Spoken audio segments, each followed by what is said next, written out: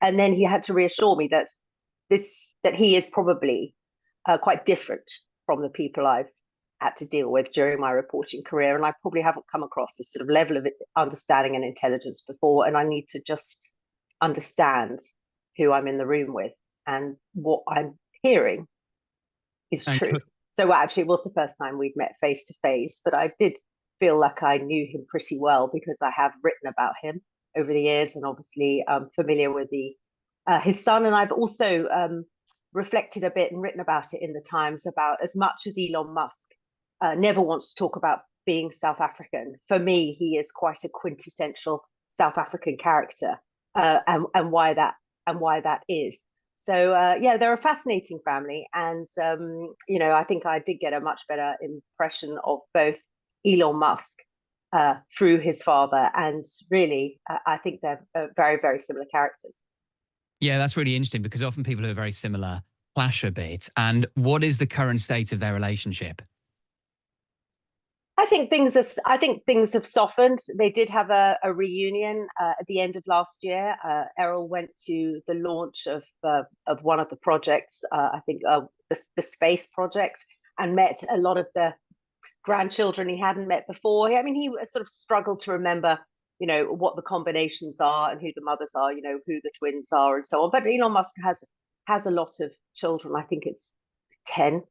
So I understand that. So they're obviously in touch a lot. I think it's possibly a bit of a one-way street. I think Errol communicates a lot with his son about giving him feedback on what he's doing and how it's going down, and suggestions perhaps for another way of doing it or improvement. I'm not quite sure how well that's received, but nevertheless, Errol does follow Elon's business, his views, the way he's conducting himself very, very closely. Is it fair to say that Elon has come around to his father's worldview? Because you tell a great anecdote in the piece about a dinner they had or a lunch they had back in South Africa with a load of Elon's Hollywood mates back in 2016. And Errol made a comment about Donald Trump that went down very badly. But given that now Elon is one of Donald Trump's donors, it appears that Elon has come around to his father's way of seeing things. Absolutely, and I think Errol feels very vindicated by that, and what he said to me, he said he feels that, if you're white South Africans leaving South Africa, going to other countries and trying to integrate with quite liberal sections of society, Hollywood, the tech world, as Elon and his brothers and sisters have, then I think white South Africans do feel a bit on the back foot. This very heavy history they've got to bring with them about apartheid and where they stood on that. What did they do? What your parents? I mean, you get a lot of that. How can you live in South Africa? What did your parents do during apartheid? So I think they had to have a story ready. And Mm. there was all this expectation that they were going to be racist, intolerant, prejudiced. And as far as Errol's concerned, they all had to put on a big show. And all those children, he's got 5 who've gone to America, they've all gone through the same experience. So as far as he's concerned, it's sort of just what you have to do to sort of reinvent yourself in another country. If you listen to Elon Musk, he doesn't sound like he's from Pretoria. I mean, I've lived out of the UK for most of my adult I sound like I left yesterday. Elon Mm. Musk doesn't. We see that with Charlize Theron as well. She's an Afrikaner. She spent all her childhood. She didn't go to Hollywood till she was in her 20s. There's no hint that she's from South Africa. It's one of those accents and one of those histories, if you're a white South African, that you wear very heavily. And I think that need to reinvent yourself or distance yourself from this very fraught history, it seems very important. Yeah, and yet it was interesting you said earlier, Jane, that you still think Elon Musk is a very South African figure. What do you mean by that? Well, when I say South African figure, I'm sort of talking about white male South Africans who, he's a product of his upbringing. This is a sort of a very feisty society where, things aren't done with you. People have to make a plan. The government's not going to sort it out for you. Especially a boys' school, growing up in the 90s as he did, bullying wasn't a thing. That's just what boys do. Fighting, calling each other's names, survival of the fittest. That was and still is actually in many schools, boys' schools in South Africa. That's just how it is. And he's come through that system. he's had to be very confident of himself.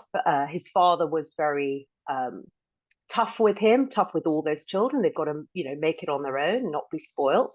And as a result, he's gone to America and he's sort of made it. He's made it quite big, and he does have these quite sort of arrogant attitudes around women, around very archetypal ideas about being a man in the house and what everyone's role is. I mean, I think that's very much speaks to a childhood he had in 90s South Africa.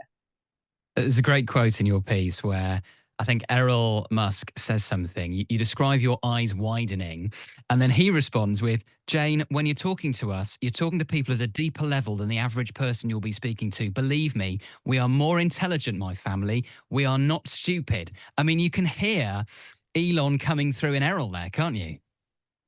Absolutely. I mean, I don't, I've been reporting from Africa for a long time, so I'm not really exposed to the sort of right-wing conspiracy theories that probably, people up there in the northern hemisphere are, people who cover American politics. That's not my world. So when he was going on about sort of, fixed elections and the dark state, I mean, I've sort of heard about this on podcasts. I've never actually been in a room with somebody who is telling me that as fact. And the queer world leaders who are married to men, and obviously I'm looking like, are you serious? I mean, is this really a thing?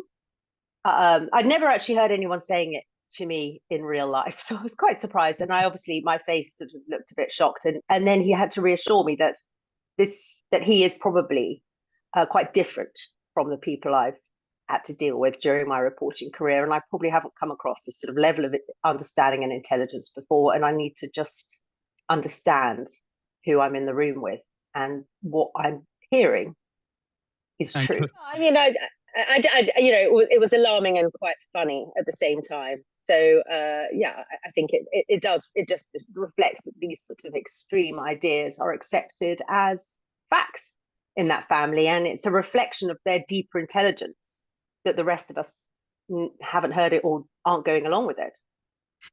And obviously, Elon Musk himself has been in the news a lot this week with his comments about Keir Starmer, calling him two-tier Keir, accusing the UK of having two-tier policing. He says the UK is on the verge of a civil war. What did Errol make of those comments?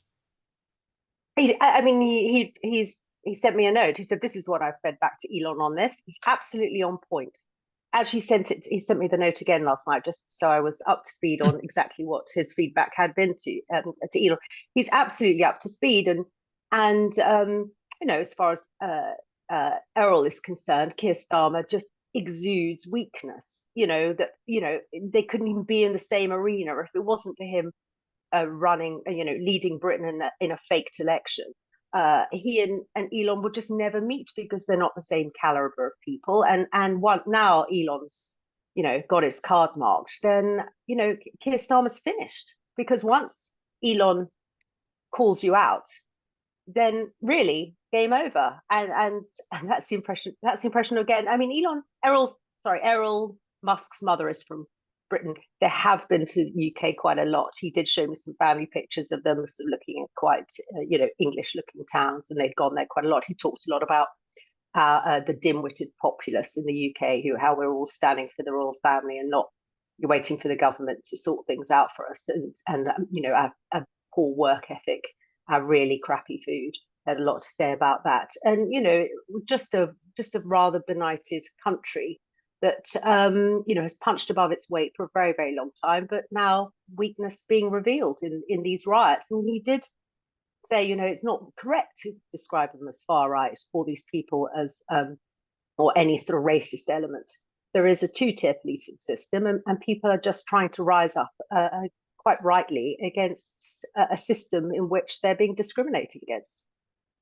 But I think what I found sort of surprising in a way about your piece with Errol Musk, Jane, is that, you could say on the face of it, he appears to be an older, slightly tetchier, slightly less successful version of his famous son, Elon. And yet, when he comes on to talking about his grandchild, and we should explain, Elon Musk has one child who is transgender, Errol's attitude towards that seems far more progressive than Elon's, because Elon has said that this child is essentially dead to him, and it is the victim of the woke mind virus, whereas Errol's taken a very different stance. Yeah, I find that surprising and really touching, actually, because he talked about his recent travel to America, where he'd been left with this impression that LGBTQ issues dominated, that trans was a real thing, and it was just everywhere. He said, and gender neutral news, and he went there and he said, it's nowhere. It's absolutely nowhere. I mean, this is just an idea being forced upon people. And I said, well, hang on. It's in your own family, is it not? Has not one of your grandchildren now transitioned to female? Tell me about your own experience with that.